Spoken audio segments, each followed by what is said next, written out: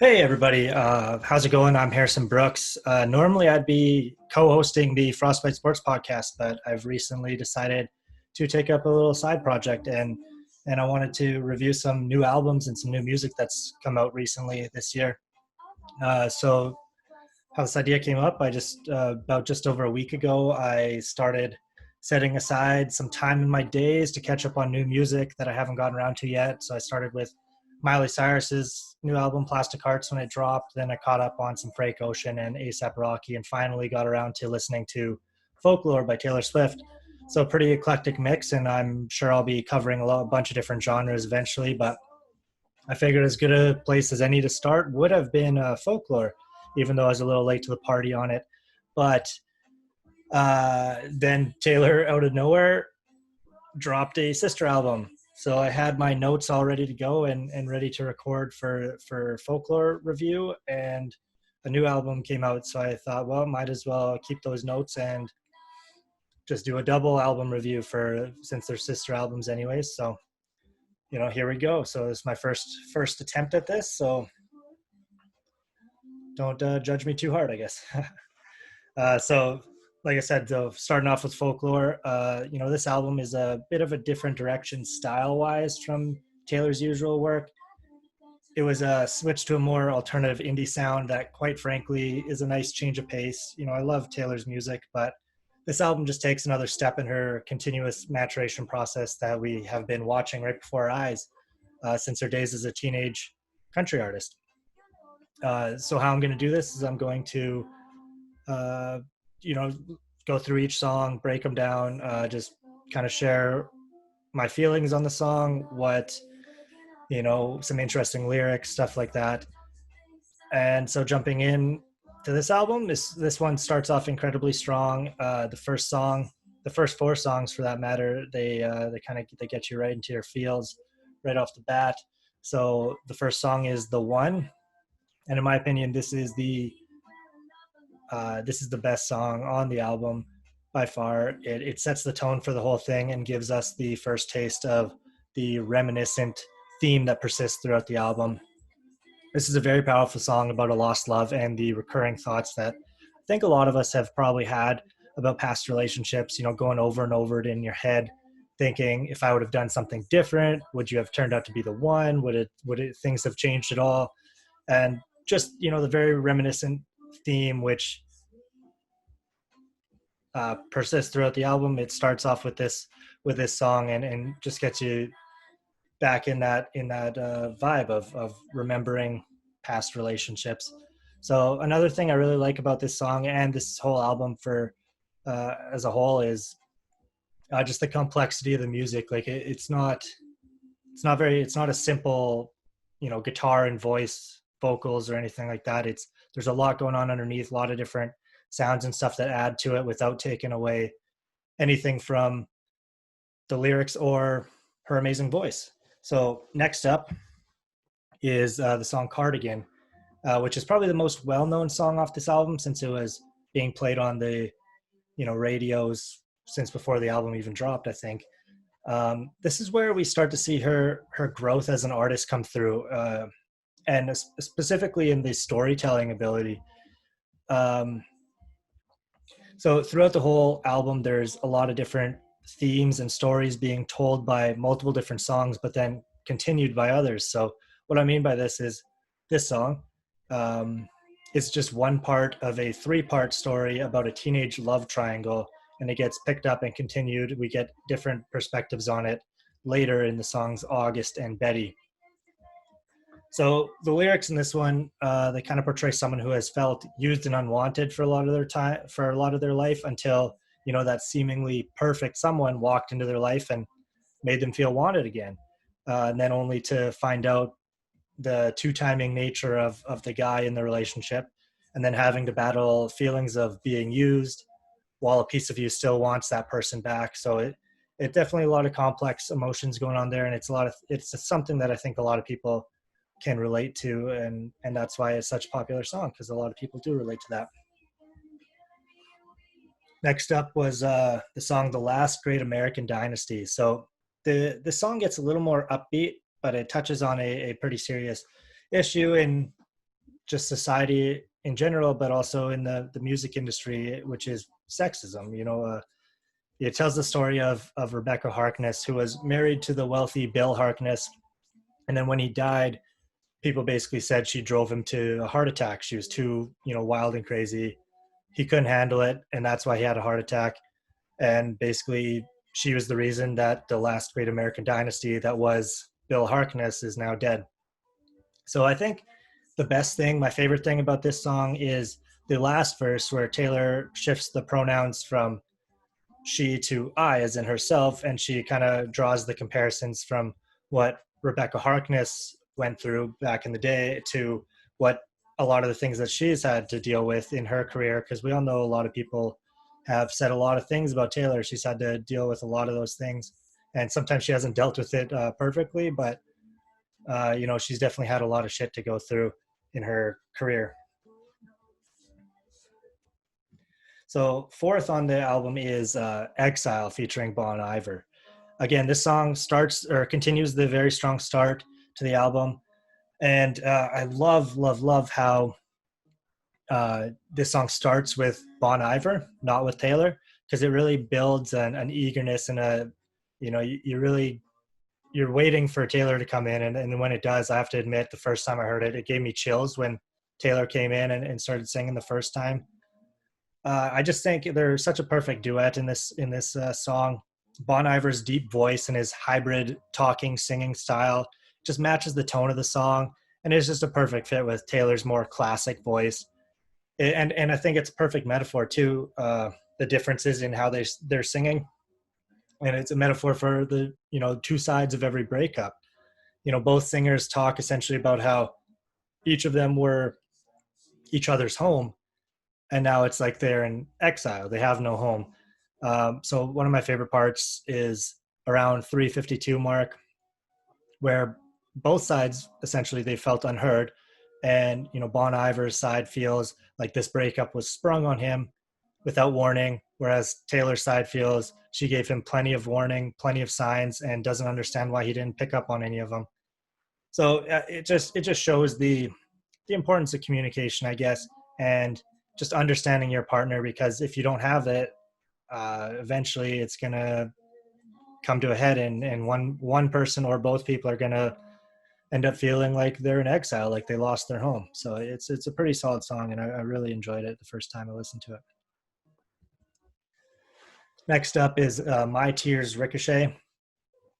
This is a strong song too, but I feel like this is where the album starts to dip a little bit for me anyways. um it uses death as a metaphor for a bad breakup, where the term "you're dead to me" was obviously used by one side or the other, but how there's still a connection even though they're broken up. So you really feel that in the lyric, "If I'm dead to you, why are you at the wake?" So it's a good metaphor. It's slightly confusing at times in this song, um, but I think this song really shows Taylor's just lyrical talent. She's got some pretty clever lyrics in here coming from that metaphor. But overall, it's a really good song, and I really love how the chorus builds. That's my favorite part of this song. It just kind of you can feel the passion coming from both sides, and well, Taylor's side. I guess this isn't a duet, but yeah, you can really feel the passion in her voice, and that's what I really like about this song. Oh, here it is. So next up is Mirrorball. This is where the album takes a bigger dip for me. I wasn't really a fan of this song at all, honestly. I found it a little juvenile, which strays away from the overall deeper and more mature sound of the rest of the album. I don't know. I just kind of felt like I'm a mirror ball. Kind of reminded me of, the old "I'm made of rubber, you're made of glue. Whatever you say to me bounces off me and sticks to you." So it doesn't really go with the rest of the album, where we're really seeing a more mature Taylor. And I don't really have anything else to say about this song. So following up, the worst song on both of the albums, in my opinion, is Seven.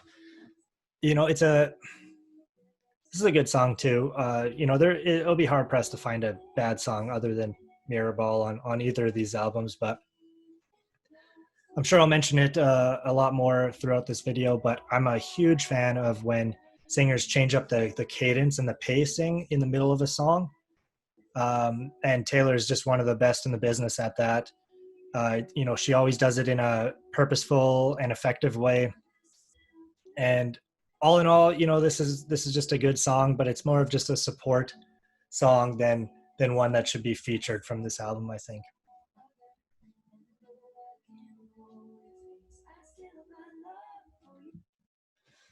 So next up is August, and so August carries on the reminiscent, nostalgic vibe of the album, and it continues the story that we got a piece of in Cardigan, but from the perspective of the other girl in the love triangle. So at one point it references losing virginities with someone, and the feelings that come along with that, but then how it slipped away because ultimately she was nothing more than a mistake or just a fling with that guy. But the slightly more up tempo beat feels like in this situation, this person is looking back on it with more positive memories because, despite it not working out, she only had that one good experience with the guy before he, goes back or tries to go back to the other girl in the love triangle. So she has positive memories about this time in her life, and which is a little bit different than what we get from the other two sides of the story.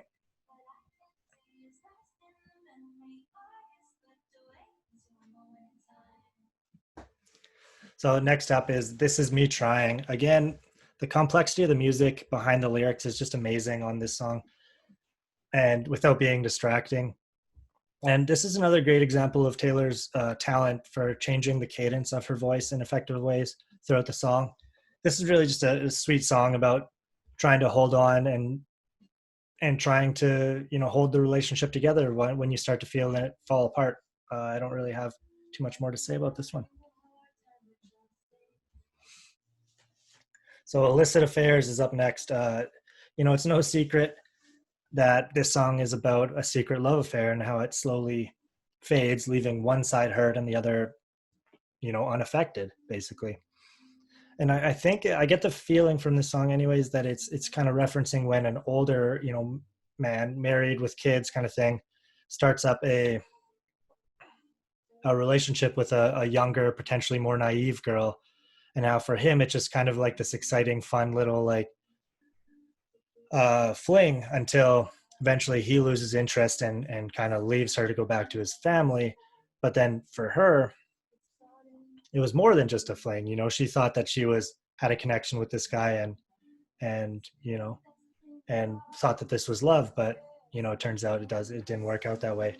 So a lot of Taylor's songs come from personal experience. So who knows if this one does too, but either way, Taylor, she's really good at just presenting what these kind of situations feel like to the people involved, which is, if she's had these experiences, it comes naturally. Then if she hasn't, it's just, it's another one of her many, many talents, I guess. Invisible String is the next song on the album. This one's more of a little bit more of an upbeat song. It's a song about destiny, essentially being unknowingly connected to someone, but needing the benefit of hindsight to see it. There's always going to be that little note of sadness there especially when you're looking back on something, realizing how connected you were to somebody. So there's a couple cool things in this song. So first off, in the second verse, she kind of gives a nod to her own song, Bad Blood from 2014, with the line, bad was the blood of the song in the cab. So I just think that's cool when artists do that and it doesn't take away from the song. I also like the symbolism in this song. So how she starts out talking about the park and the greenness of it all, symbolizing, fresh and new and growing, meaning her relationship, obviously. And then in the last verse, she mentions the park again, but now mentions how the leaves are gold. So I just thought it was interesting to mention gold because gold is, something of value, something to be cherished, but it also means that those leaves are dying. So sticking with the reminiscent theme, I think looking back, she knows that that's when the relationship started to die, but she can now, looking with hindsight, see that uh, you know it was something that she can cherish. It's a happy memory for her, not a sad memory like it probably was at the time. The tone switches again here to from the more upbeat sound of Invisible String to a more solemn and angry tone in Mad Woman. It makes me think of a fight between, or a fight being pushed to the point of saying some things that can never be taken back. She mentions, I'll put a link to it, but she mentions how she's a scorpion and doesn't sting to, it stings to kill, basically, is what she says.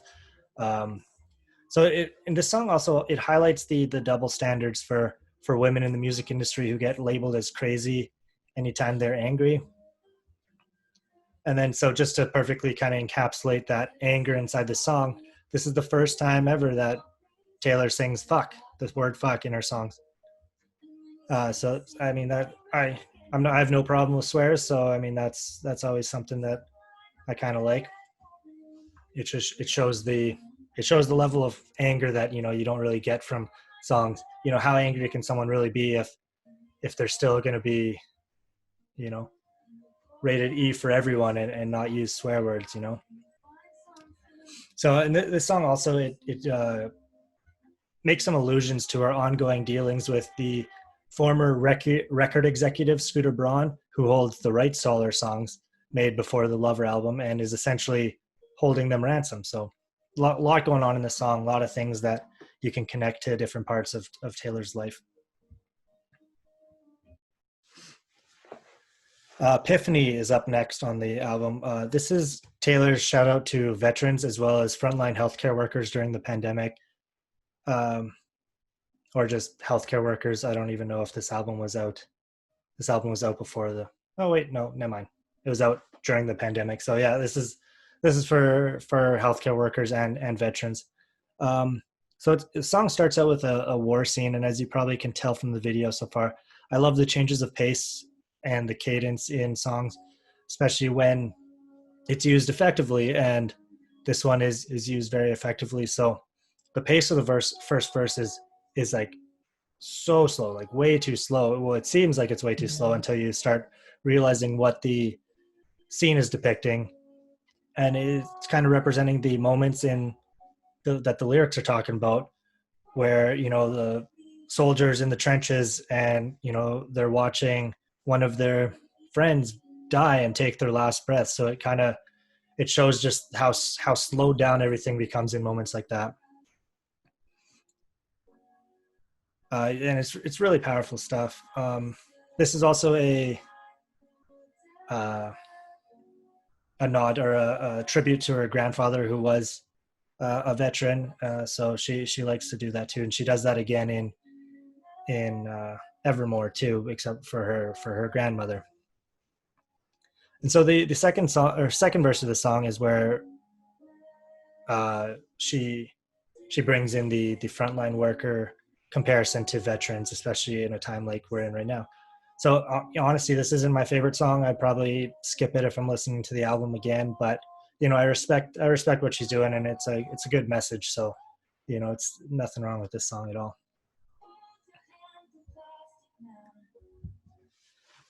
So finally, we get the third perspective from the teenage love triangle story. This one being from the perspective of the guy who wronged Betty. This song feels a bit more like old school Taylor than the rest of the album, which I have an interesting theory about that I'll touch on at the end.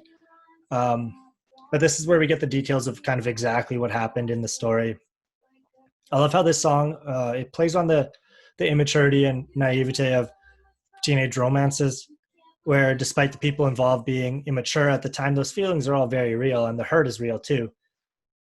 Just something that we kind of grow out of, and we wouldn't put ourselves in those positions again later on in our lives. So I think this one really shows how, and in particular, I think this one really shows how teenage boys don't really understand their emotions and don't understand how their actions affect the people around them. Um, and also how they can sometimes unknowingly like almost gaslight their girlfriends by placing blame on them for things they did, and then the entitlement of thinking like, oh, okay, well, I'm sorry, so you have to forgive me now. Like that's just kind of, that's not how it works, and a lot of times that's what's expected by young boys who, you know, they just have that sense of entitlement that because I am sorry, you should forgive me and take me back, kind of thing.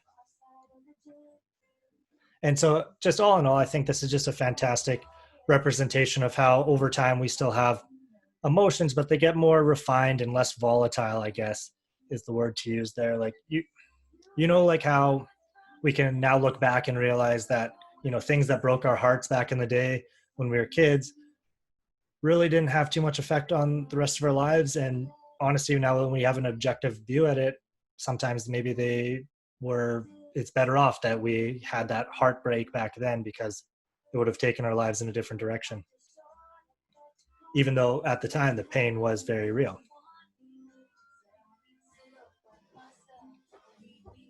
So Peace is the next song on the album, and we're coming down to the end of it now. um, I think this is a great song. She doesn't close out this album as strongly as she starts this album, but she definitely closes out this album pretty strongly. I think this song, it really explains her growing maturity, while also giving us a bit of a reminder of where she came from. With this line that I get a country vibe from, the devil in the details line. I love that line, and I really do get that kind of trailer park country vibes, like her old music. And I think that's purposeful too. I think she's basically reminding us how far she has come as an artist, all in kind of one fell swoop, all at once. However, there is the line also in the song, robbers in the east, clowns to the west, which references Scooter Braun, the Scooter Braun saga, and how he stole her songs, which is understandable, but then gives a little dig at Kanye West at the same time. So for me, the whole song is about how far she's come as an artist and a person, but she still has a ways to go, as, you know, she's still holding on to this Kanye beef. You know, like I think it's time for Taylor to just drop the whole Kanye thing and just move on. But, you know, she's definitely got, you know, she's maturing, but she's got a little bit more to do on that thing. And sometimes you can just let some things go. And finally, we're at the last song on the album, I believe, Hoax. So this song, again, it's another strong end to the song, and it kind of takes you back to the overall theme. It brings you back to the overall theme of the album. It's about holding on to a relationship that is beginning to sour, and the complex emotions of knowing there's still love there, but feeling it slip and trying to, you know, hang on to it as tight as you can. Sort of, you know, in a, you're breaking my heart, but you're all I have and you're all I know, so I'm not ready to let you go yet, kind of way. Yeah, I think Betty, Peace, and Hoax, really strong end to this album. Really just kind of capping it off perfectly, you know, finishing off the story that we got at the start with Cardigan, and bringing us back to the themes of the album, which is her maturation process and the reminiscent vibes of the whole album. So yeah, all in all, you know, absolutely terrific album. Like it got a lot of hype, and it lived up to it. There's only maybe 2 songs, I guess, that I really wasn't a fan of and would probably skip over if I was listening again. But, you know, the rest were all just terrific. And if you really take a moment to, you know, get into the, you know, mindset of what the songs are saying, it's really, really just fantastic. You know, and Taylor Swift is proving again and again just how much she is one of the greatest artists of our generation. And so my final thought that I alluded to earlier was how at first listen, a few of these songs gave me that old Taylor trailer park country type vibe. And then after thinking about it, after hearing the whole album and reflecting on what the album's themes were, I kind of came up with a theory that maybe that was also intentional. The whole album was so deep and complex and had a reminiscent theme, all while being her most kind of mature album yet. And so I thought maybe those moments of the flashback to the old country sound was for us, for the listeners, for us to remember how her songs made us feel back in the day when we were like preteens and young kids listening to country Taylor, and then seeing how much she's grown, but also being able to see how much we've grown and how much, either her songs still connect with us or how they make us feel a different way. So I doubt that's kind of why she had those. It probably just kind of slips in every now and then, being, Southern and starting out as a country artist, but pretty interesting to think about nonetheless. So next up, we have the surprise sister album that dropped a few days ago, Evermore. I'll skip ahead to it now. So first things first, I don't even really know how it's possible that she followed up a masterful piece of work that was Folklore with just an equally fantastic album only 5 months later. Either she's a vampire and never sleeps, or she's a wizard. Those are the only two options in my mind. But whereas with Folklore, I talked about the complexity of a lot of the music, I think musically Evermore is just a lot simpler. The lyrics don't really require much digging into like Folklore's did, and we hear a lot of simple just guitar or piano plus vocal songs, whereas in Folklore there was kind of almost always something going on underneath. And that's not a criticism, that's just an observation, because I really enjoyed this album too. That being said, let's jump in. Taylor, again, starts off this album on a strong note with Willow. I love the guitar in this one, and especially listening to it right after Folklore, you really get that just more peaceful vibe where, just her and a guitar kind of thing. And it's just a really beautiful song. I love the chorus, love the line, begging for you to take my hand, wreck my plans. That's my man. It's sort of like, you have that person and it's like, you can't wreck my plans, because anytime I'm with you is better than whatever else I'd be doing. And it just really starts off this album on a really sweet note, which I like, and which is a good change of pace from Folklore. Next up is Champagne Problems, which sounds like a song that a 2009 rap artist would sing about, but it's not. It's Taylor Swift in 2020. And so the sweet start to the album that came with Willow ends here with Champagne Problems. This song tells the story of a rejected proposal. Again, the simplicity of the song with just her voice and the piano to start it off is amazing. And it's just another example of great storytelling ability. There isn't too much to dig into here. It's all pretty straightforward. So I'm just going to skip ahead to Gold Rush, which is the third song on this album. And honestly, the first time I heard this song, the intro almost turned me off to the song completely. I was thinking we were in for a really boring song. It was really slow and just drawn out, and I hated it. But once it actually got into it, I'm like, okay, this is pretty good. This is a solid song. So we see similarities to the song Lover in this one, where she mentions how she feels like everybody wants her man. Nothing groundbreaking in this one, though. Just interesting to hear some of the similarity. Once you start listening to all her music, you start hearing similarities and come back up and up again all over the place. So that's cool to see. And so we also start hearing a little bit more repetitiveness in her songs from this album, which I basically just chalk up to having 5 months to write an entire album. So, it's nothing that takes away from it a little bit. It's just not as deep and complex as Folklore was. This is what next up is "'Tis the Damn Season," and this is one of my favorites from the entire album. It tells the story of reconnecting with someone from your past, someone from your hometown that you only really have the chance to see on holidays. It kind of makes me think about how the holidays can be a lonely time for a lot of people.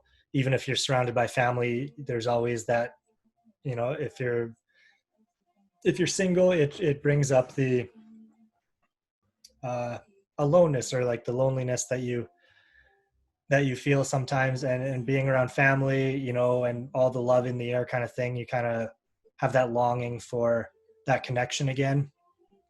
So uh so yeah, at first listen, this song kind of gave me the similar vibes to the one where you're looking back, wondering what would have happened if things never ended.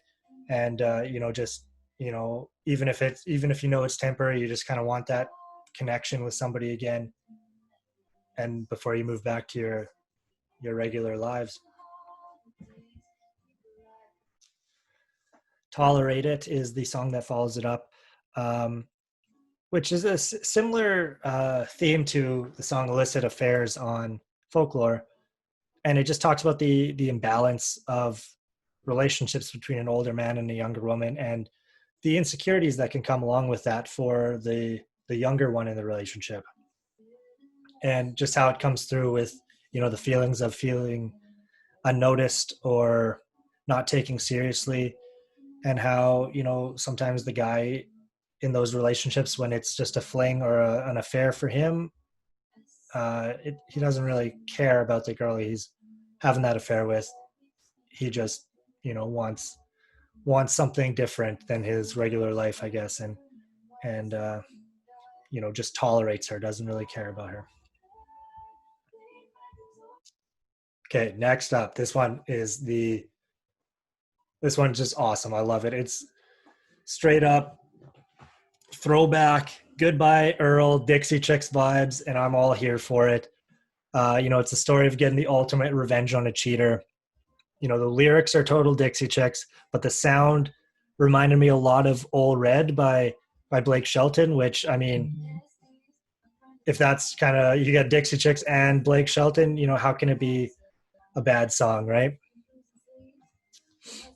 So the day after this is funny. The day after Evermore was released, I went on Twitter expecting to see Evermore trending because I wanted to see what other people thought about it.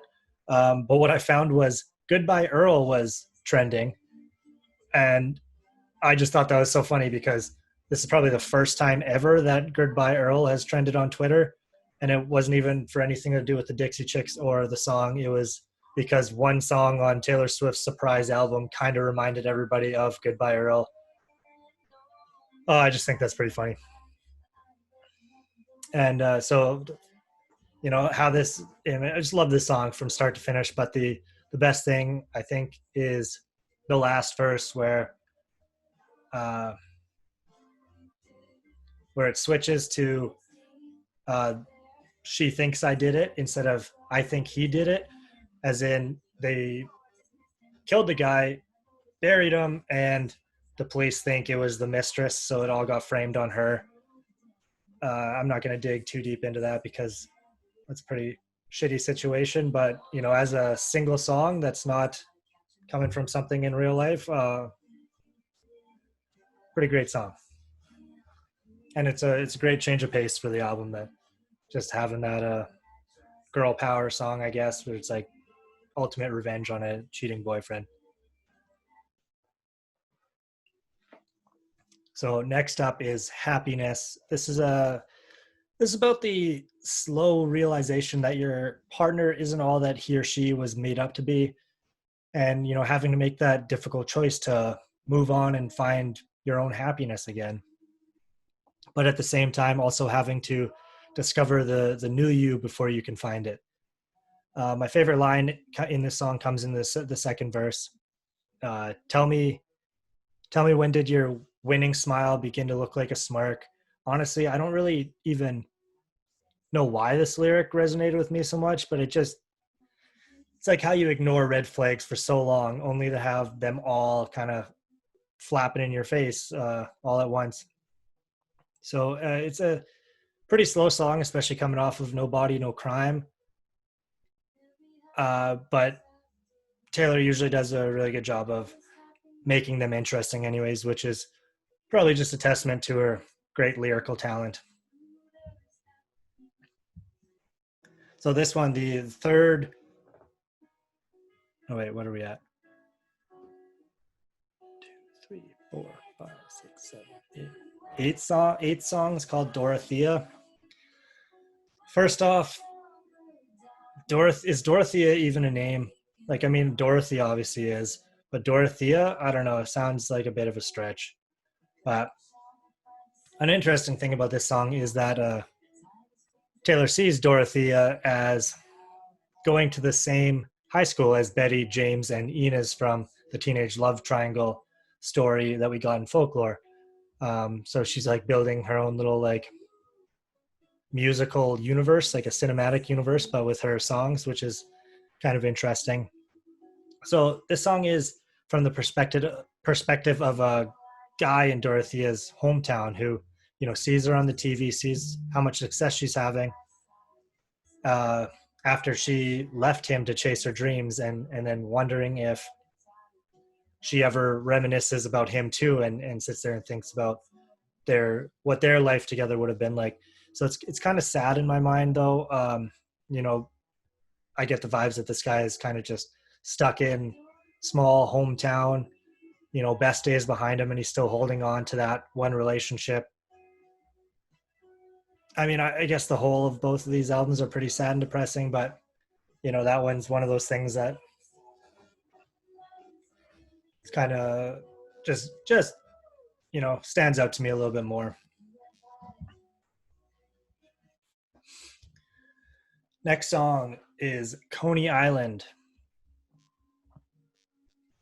So it's having this album only have so far it's been just like a guitar and Taylor or a piano and Taylor, really simple, just Taylor. I think it's a good time to introduce a new voice and perspective with Matt Benninger. It's kind of getting to the point of like, okay, another song about how hard breakups and can be, and blah blah blah. So it's nice to mix it up a bit, even though this song is about the same thing. It's just nice to get that second voice in there. This album kind of gets me thinking, like, is it just easier to sing about how sad you are, or what? Like, I know that's kind of the whole point of these albums, and especially this genre, really. But I mean, you mixed in a song about killing a guy, maybe you can mix in a song that isn't so depressing. But hey, we're all listening to it, and I'm enjoying them still, so can't really complain that much.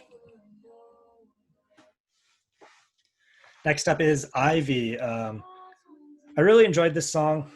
It uses the plant ivy as a metaphor for how people kind of grow together, but also how sometimes you can grow to be a little dependent on someone.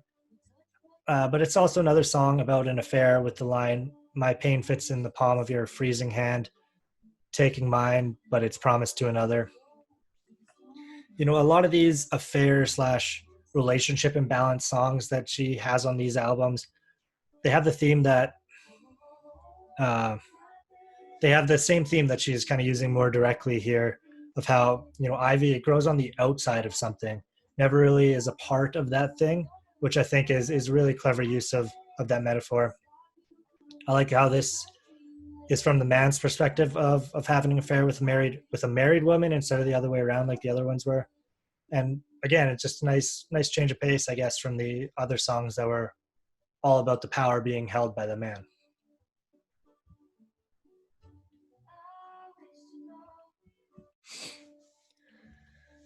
Next up is Cowboy Like Me. So finally, we have a song that isn't so depressing lyrically, even though it still sounds pretty sad. Well, I love the little steel the guitar, or the electric guitar. I'm not sure what it is, but is in the back of this song. When it comes in the middle of the song, I don't know if it's a steel guitar or an electric guitar, but I really like the change of the sound up there. Um, so this song is about finding your match. Whatever baggage you have or whatever is in your past, doesn't matter when you find that person who you just fit with on a fundamental level. So it's really a more happy note to this song. Next up is a song called Long Story Short. So it starts off a little bit of a funky little beat to it. Um, and it's honestly, this is one of my favorites on the album. A lot of references to her real life in this one, including her feud with Kanye again. Like, let it go, Taylor. It's been like 20 years.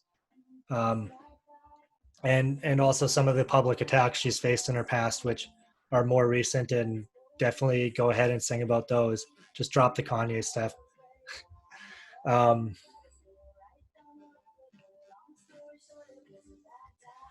so yeah, I mean, the lyrics kind of show how a lot of stuff in her past kind of led her down the path to finding the wrong guy.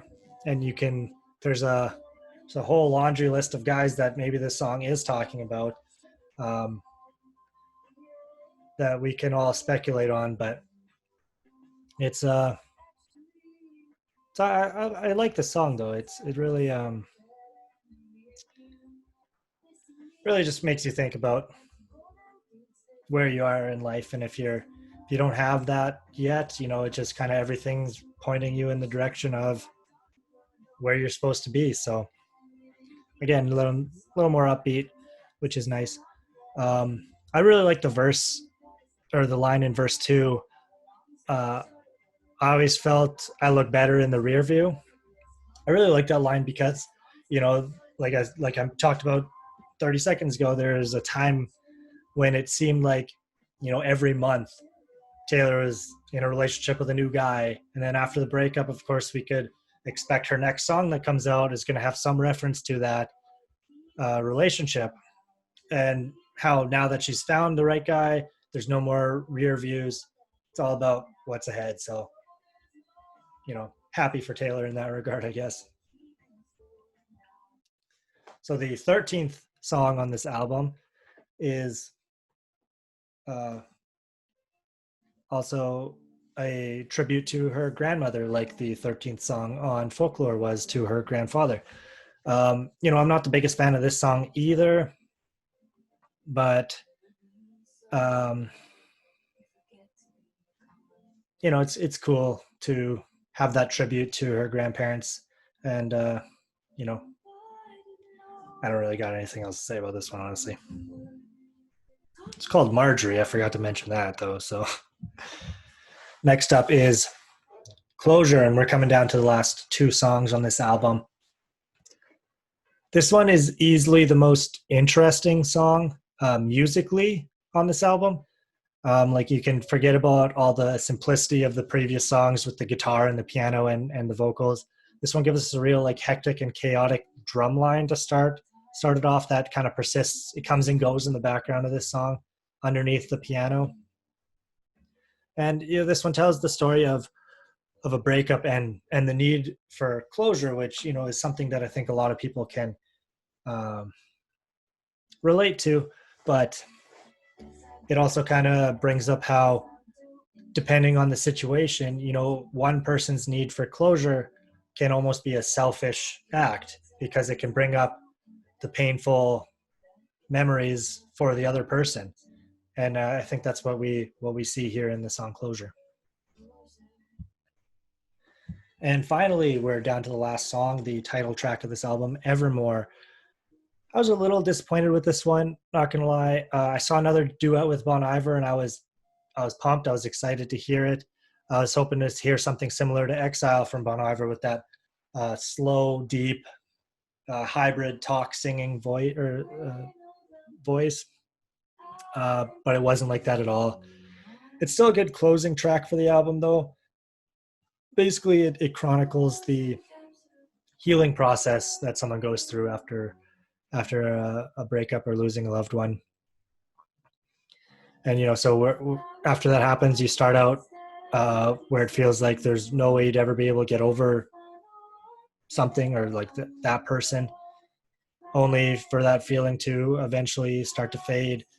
So the theme of, you know, time heals all seems like the perfect place to end this album that was so full of pain and hurt, kind of leaving you on that last note of whatever you're going through right now, give it some time and eventually you'll be able to get past it, even though you probably don't think you ever can at this point in your life. So all in all, like I said at the start, I think this is just another incredible album. I feel comparatively Folklore was better just because it was deeper and more complex, both musically and lyrically. Plus, I think it had higher peaks, as in, I think the best songs on the two albums were on Folklore. However, I think Evermore had a higher floor, if you will, where there's more consistent quality. I think you know, every song was kind of the same level, with a few being slightly better, slightly worse. But there was no songs on this one that I hated, like Mirrorball on that other one. Um, but anyways, yeah, that wraps up my first ever album review. If you see this video, I'd love to hear what you think of the album and what you thought of my analysis, and if you think I should keep doing this, because, you know, it could go either way at this point. I don't know. But yeah, so give me a follow.